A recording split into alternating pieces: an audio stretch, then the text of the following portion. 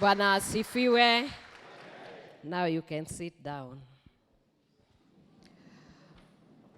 Our chief chaplains, regional chaplains, all departments of our national police officer, or police service, and your spouses, NAPOA members, the representative of Registrar of Marriages, and others who are present today, good afternoon.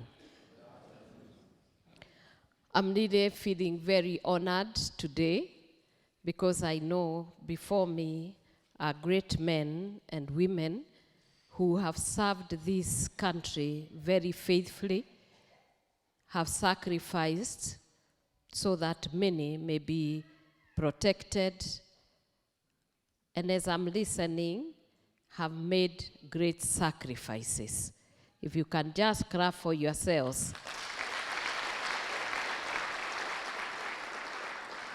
Sometimes you just need to appreciate yourself and to love yourself.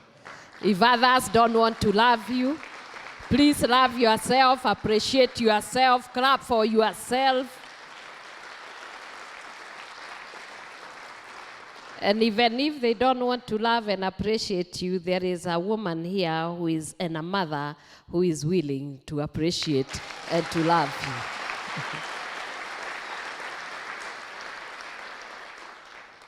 It is very important that everyone knows that every human being that was brought here on this earth by our God had a purpose, and they are in the will of God.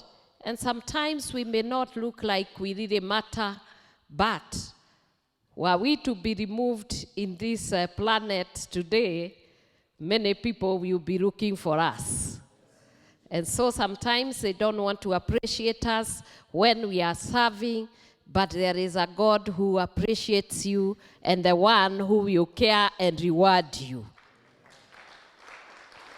That is why you are alive today. And there is no greater gift than when God has given you life. Because with life, all these things that you desire, you can still achieve them.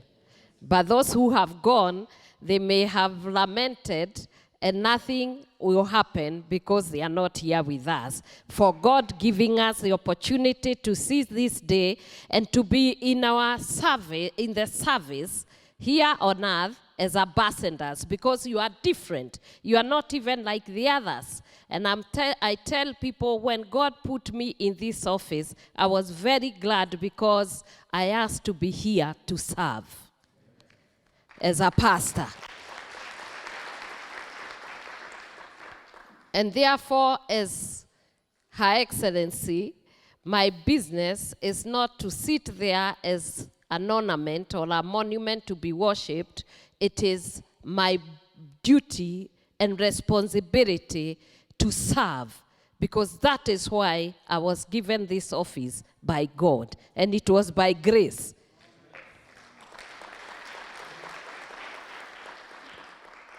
I've just listened to our speakers who spoke just before me, and I really want to appreciate even those ones who have put a very productive engagement between you and them concerning the family values, and this I treasure very much.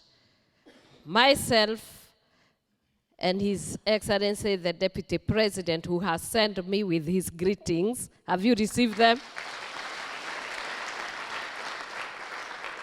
Have been married for 35 years. And God has blessed us with two fine young men. Our last born is 31 years. And so marriage works. If you can look at the other person, just encourage them, marriage works. And by the way, even though we are working for that certificate, marriage does not work because of certificate. Marriage works because God is in the center of it. There are people who have those certificates and they are separated. There are those who have those certificates and they have divorced. There are those ones of us who have that certificate and we are lasting very long. And therefore, when I look at all of you and the expectations that maybe you came having of this second lady, what is she up to? I'm only up to good.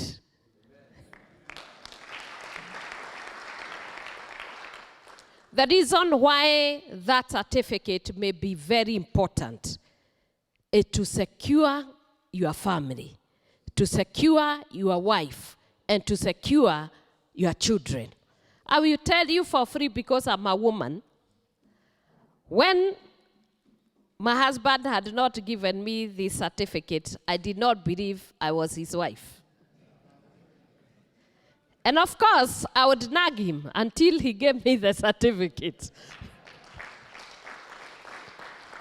So if you want peace with your loved one, you had better give them that certificate.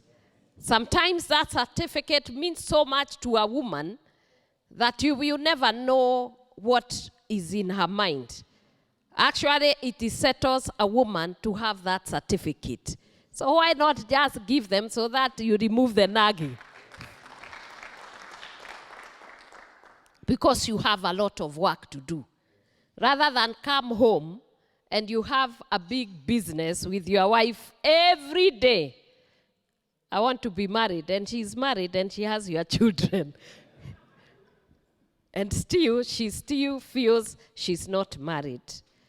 Because that secures the family. And the woman is wired to the security of her children and the security of their future. And so she's always thinking and thinking. And sometimes they overthink for no reason. And they have been told why they shouldn't create another image of another girl. I remember sometimes there was this woman in the rural, they always make fun of us, of course.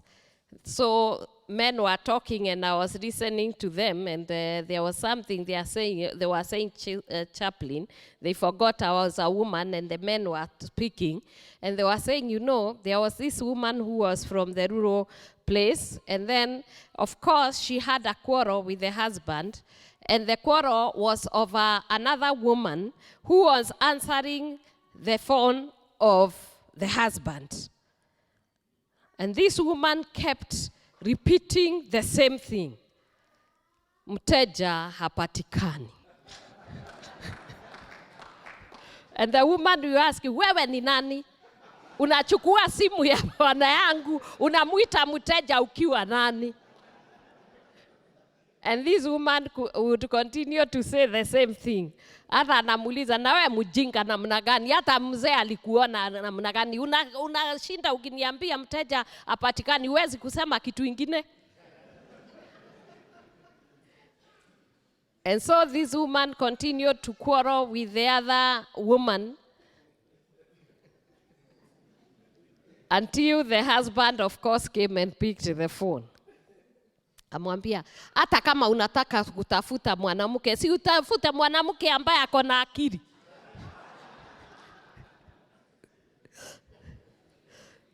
So sometimes we can create phantoms which don't exist.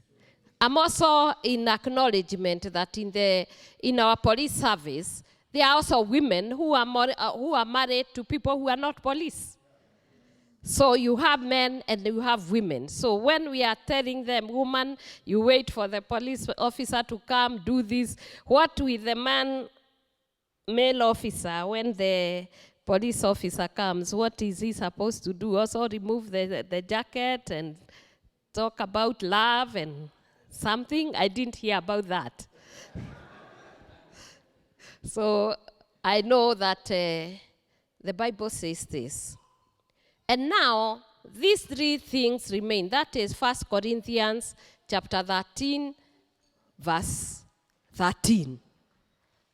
And now, these three remain: faith, hope, and love.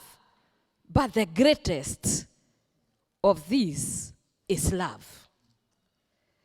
Anything that is outside love, it is a waste of time. Because love, though for those ones of us who know, love is God.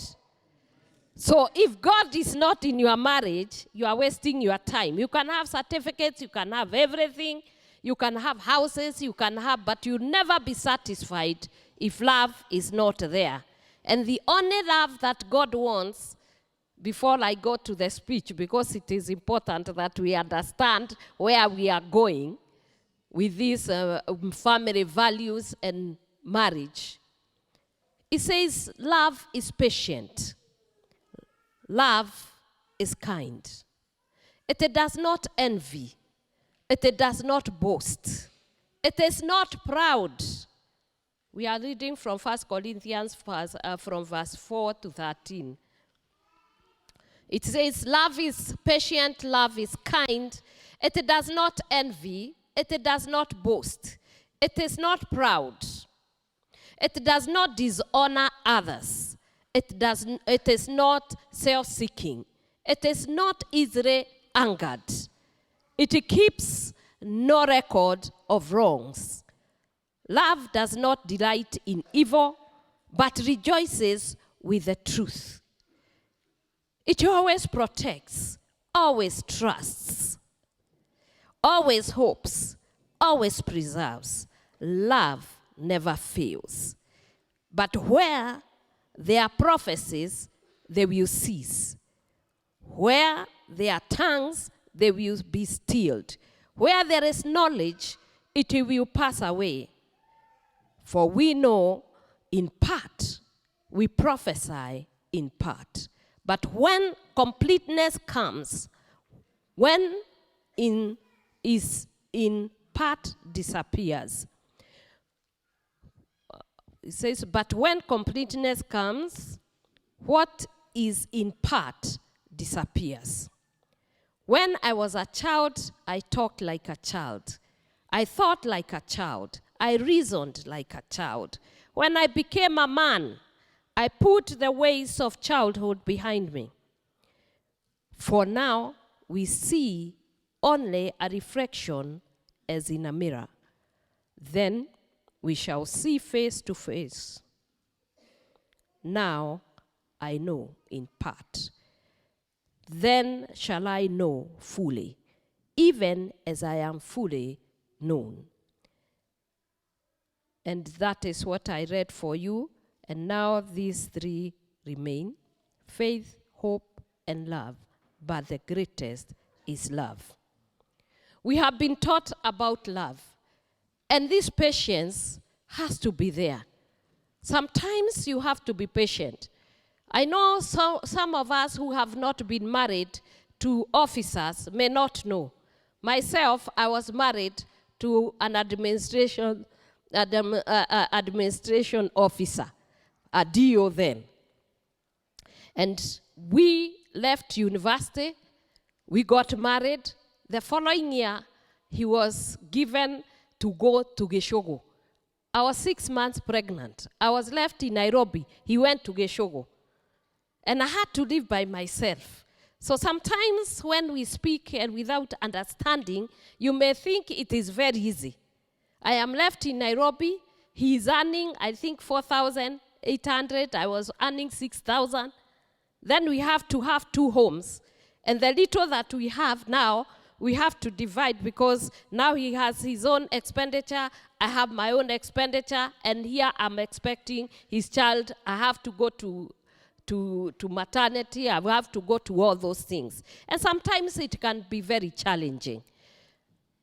Then I got lucky, I was taken to Nyeri, because I was working with the bank. When they realized my husband was on that Kirinyaga side, they took me to Nyeri. When we arrived there, before we could get our child, he was transferred to Nairobi. So when you hear about these transfers, it's a crisis. Now I'm left, I'm almost giving birth. I am in Nyeri, now he's gone back to Nairobi. And he's busy. But I thank God he would find time to come home. In the evenings, he would drive from Nairobi, and he arrives at midnight. Before he even sits down, the DC calls him. Then he's told to go back. So by morning, he's still not with me. I'm left there by myself. So the life that you are living is a sacrifice. And we had to make things do by supplementing what we were getting because it was very little. And here was a baby coming with whatever we had.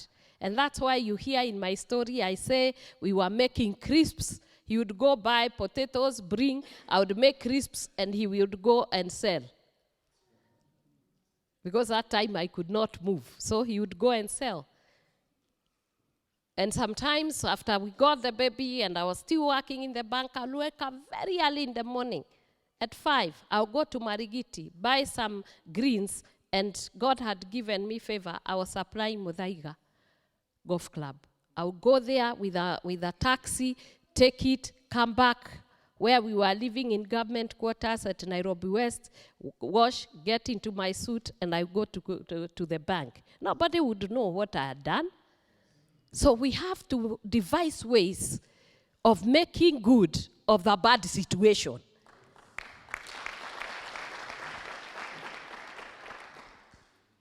And we continued. We were doing a side business, and it grew to what became now the Rideau Furniture Mart, Regadi and Dorcas Furniture Mart. That is how they used to do it. And even though he was an officer, he will come and help me to remove some of those chairs, you know, the side of the road furniture shops. If you go to around Bomas there, we used to have, and where Galeria is, we used to have another branch there. And he would come and sometimes help me to remove them. And it was while we were there, one of the MDs of Uchumi came and he said he wanted partnership with us. And that's where we started rising. Because he gave us 6 branches to go and put furniture. He took a circle loan, and I also took a loan. And we were able to stock. And for the next few years, we were being able to make from 3 million profit a month. So when people are asking where did they get the money, they need to go and trace. They can go to the bank, check, and see that things happened not suddenly, but slowly by slowly and with God's blessing.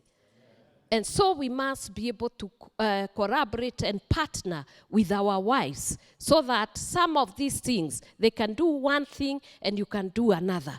And it is good to invest together with your wife. The best company, and that is what my husband told me, the best company is the company of the husband and the wife.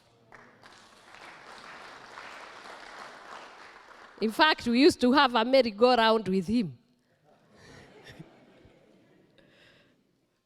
When we wanted to, we made some provisions where we would go out on Wednesday. So we used to contribute for that day. I would give my 10,000 and he would give his 10,000 every month. And we would keep it for going out with the children.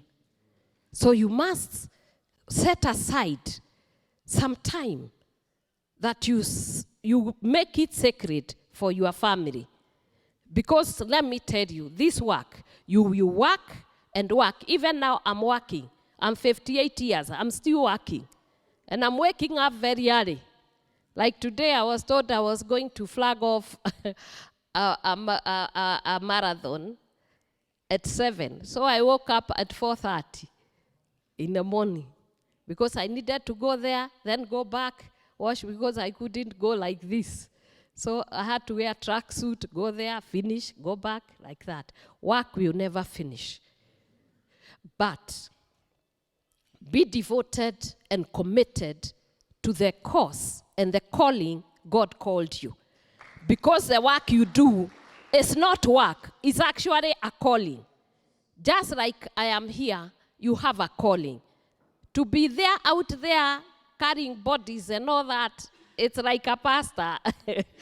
We are called in the middle of the night. I don't know who has died. Then we have to rush there. These people are afraid of the bodies. And even if I'm afraid, I have to go see the body and make arrangements so that the body is taken and I relieve the pain and the grief of the people I minister to. Right now, I may not be doing it, but I still call them and make sure that I'm comforting them. I have not stopped ministry.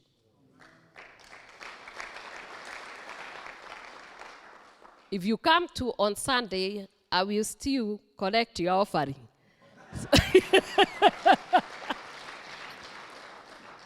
Because I've been doing it since when I was an usher first.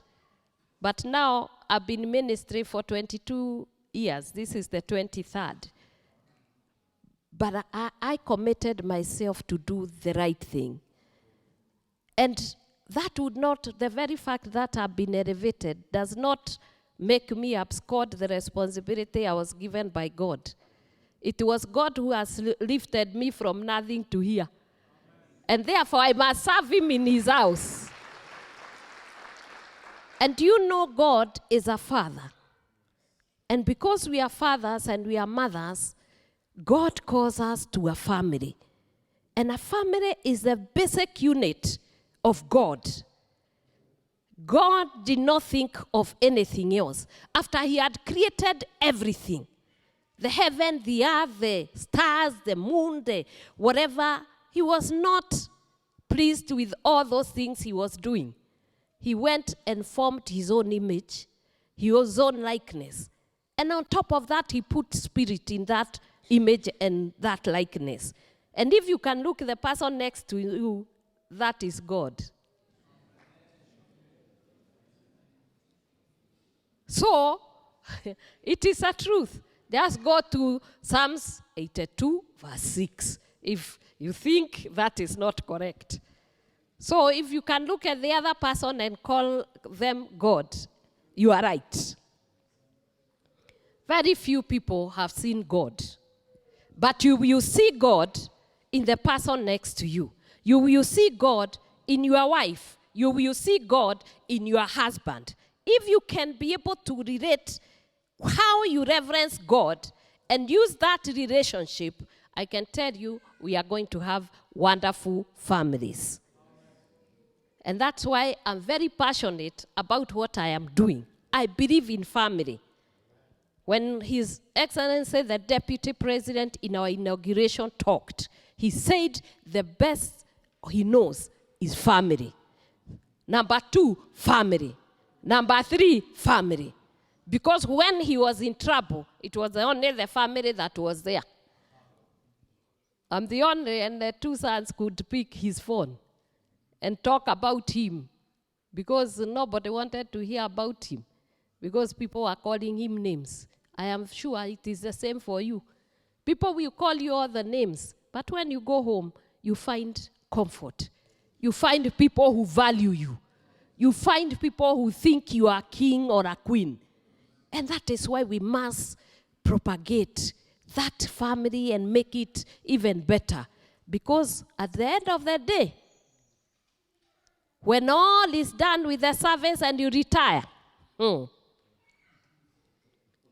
you'll be served with a letter. And it will be sending you straight to your family where you came from. And so we had better start taking care and cultivating good families. Do not make your husband your enemy. He's not your enemy. Sometimes, yes, they are, but we have all fallen short of God's glory. All of us, even you, who is pointing to the other one. And also for your wife, love her enough. and be honorable in the things you do for her. You don't want people talking about your wife in a derogatory way. Your work is to protect, to provide, and to do what else? And to pray. If only as chaplains, as men, as fathers, as mothers, we can be able to rise up above all those things. You know, sometimes when I err, it is not because it's Pastor Dorcas. It is the thoughts in me. So there is a demon that sometimes is working in a man or a woman. Why don't we deal with the demon instead of the woman or the man?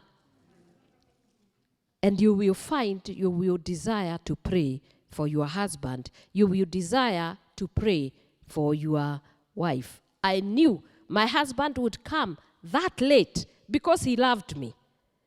Then he was moved from Nairobi to Navaholo. And he still would drive. That time he had a pickup. He would drive from there and arrive at around 2 a.m. And he will leave in the morning again just to come and see us. And that is a sacrifice a husband and a wife ought to give to one another.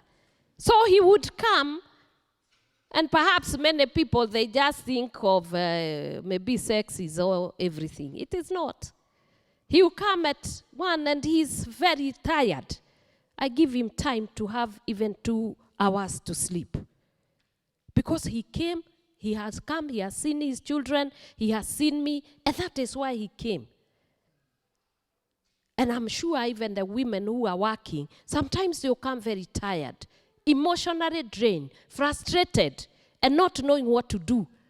And therefore, our understanding and tolerance ought to help us. Now you can see these are policemen. You see how there's something falling. Don't worry. We are safe here. But I can see you are alert. I'm married to one, so I know every time you want to go behind here and do something, you don't have to. The Lord is in control. I just felt I needed to encourage us in the place of the family line. I've been there. I am still there. Because immediately now he left administration, he's in politics. The difference is the same. And let me tell you, women and men, I work with people. I work with a bank. And those are the challenges that you are going to find in marriage. I rose to senior management. And I had to go and meet men in hotels. And sometimes he too was working that time also. He's working and he has an appointment. And sometimes we meet in a hotel. I'm sitting in a table there with a man, and he's sitting on another table with a woman. And unless you trust one another, it is going to be very difficult. You have to contain your jealousy. And because we had an understanding, there is no way you can control your husband or you can control your wife. If they want to move, they will move. So the best thing for you to settle and to be to have peace is to trust your husband, is to trust your wife. And that home will be the best home. And those of you who want to get these certificates, the next thing you must know, when you met, the children were not there. Is that true? The children were not there. And one day, like now, you go back to a second honeymoon. They are not with us. They are in their homes. You call them, they tell you, we are busy. Oh, you know, I had a date. Oh, now they are not with us. They are in their homes and they are trying to fight their bearing to be able to bring up their own families. And it is okay. So learn to love one another and to tolerate and to engage one another. Because once the children are gone, you will go back to that woman and that man. They come in and they say, we are heading out. Always heading out, always heading out. They come in a few minutes, hi mom, hi dad. Then you discuss whatever you are discussing, we are heading out, and that's it. So, in life, you will find it begins with a family, stresses of a family, because I remember I saw women who have come with young children. I really acknowledge and love what you are doing. Never be ashamed. Never be ashamed of having your children. Let them make the noise they can. They are our children, and they are doing good. And they are doing what they are supposed to do. And seeing you even breastfeeding here, it tells me this service is a good service. Those children are precious to us. And that lady decided, I'll bring even my child to be able to see, to hear, even though it is inconveniencing. And you can see she keeps coming in, going out, and the child is busy, energized. I haven't seen even another man or a woman trying to help her. And that is what we say, parenthood is not easy. And a mother is something, and this is what I've been talking about. We need to change the way we look at things. Let's not read books. Let's go by the divine order. It is a mother who can understand a child who speaks not. The language of love is given by a mother, and she understands what the child says, even without saying anything. And sometimes to understand that child and to be with them, you have seen that lady has been going out, I don't know, the 20th time. I've been counting. There comes the child again. Wait till you see the mother come. So by evening, ladies and gentlemen, that mother with a bundle of joy that is running up and down, bouncing up and down, will be so tired. So by the time you come in the evening, she may not be in the shape. But you are the cause of the problem anyway. Just love her as you love your child. And therefore, let me go back to my speech because they had written. I am delighted to be with you during this inaugural marital and family value counseling session with our police officers here in Kenya. Thank you to all police chaplains and commanders for making this event possible, and the management of Kenya Police, Kenya School of Government for this beautiful venue. It is said that a journey of 1,000 steps starts with one step. And here we are.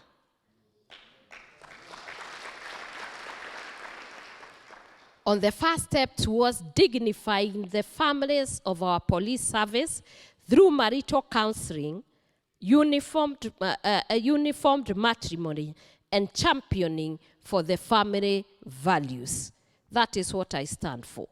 Family values, so that even the police, they still have that family value and dignity they need. And that is why you see I am passionate about what I am doing, because I want one day you also feel dignified with your family and seeing your family thrive. Ladies and gentlemen, today, Kenya boasts of a population of more than 100,000 in the service. Hundreds of you have formalized your weddings, but others have not. As leaders in our different capacities, we must know that strong and stable families resort to a productive and prosperous nation.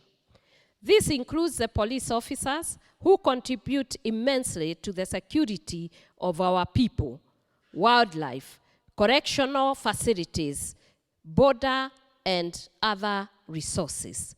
It is in line with the crucial role that the police service plays in our country that I held a meeting with the Inspector General of Police to discuss a vision I have for the service.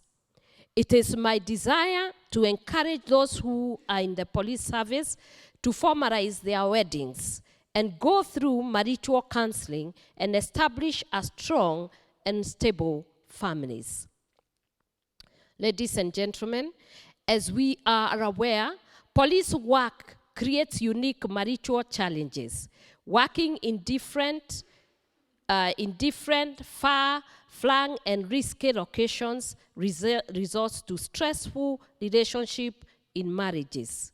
In addition, the long and unconventional hours and schedules for the work create an imbalance between work and family, straining the officer and his spouse.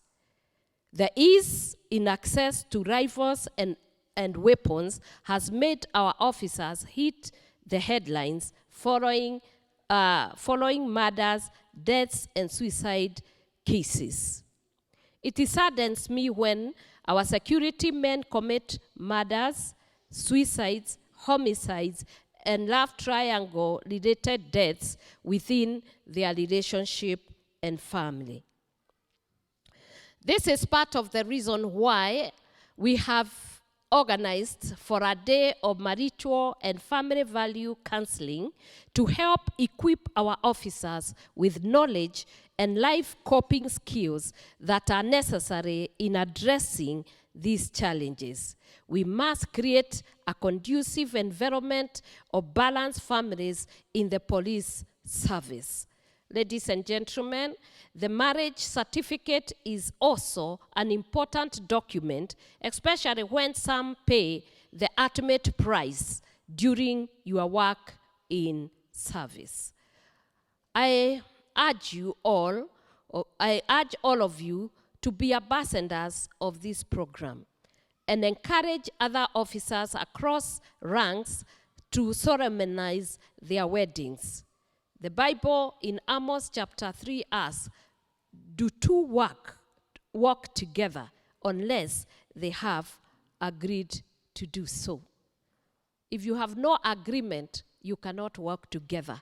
And I think sometimes when we go before God and make a vow and bring him inside our marriage, we are able to walk and engage in the right way with the true love.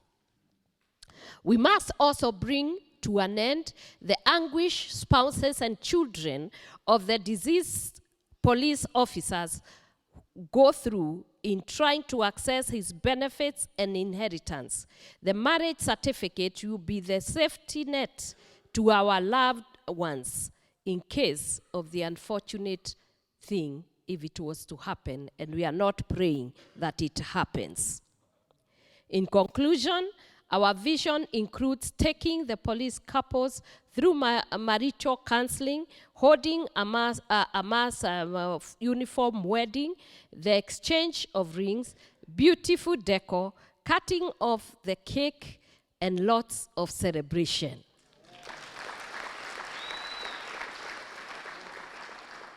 I have always attended the police weddings, and I love when you are in uniform and those swords when they close. It is such a beautiful sight. You can imagine when it is for many, it will be looking beautiful in uniform. And I think even the heavens will be watching and celebrating. And I can tell you what I am doing, I'm not doing only as a spouse of the deputy president. It is something that has been put in my work plan And it has been discussed as part of my work in that office. And I'm praying and hoping we are going to put a date where the presidency will be there.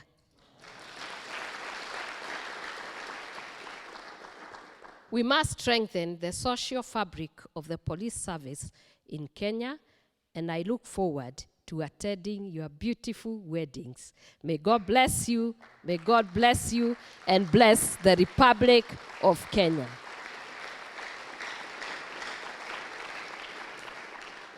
Are you ready for the wedding? Yes. I want you to go prepare. I will pray, and you go also pray. That day, they will also come to witness. They are also fathers. Yeah. And they have families. And when they come, I am very sure people will know what we are doing. It is very important. That's why I'm championing the cause, because it is important. Even you. I think when you are saying those vows in front of the one I know, I think it will be beautiful. God bless you.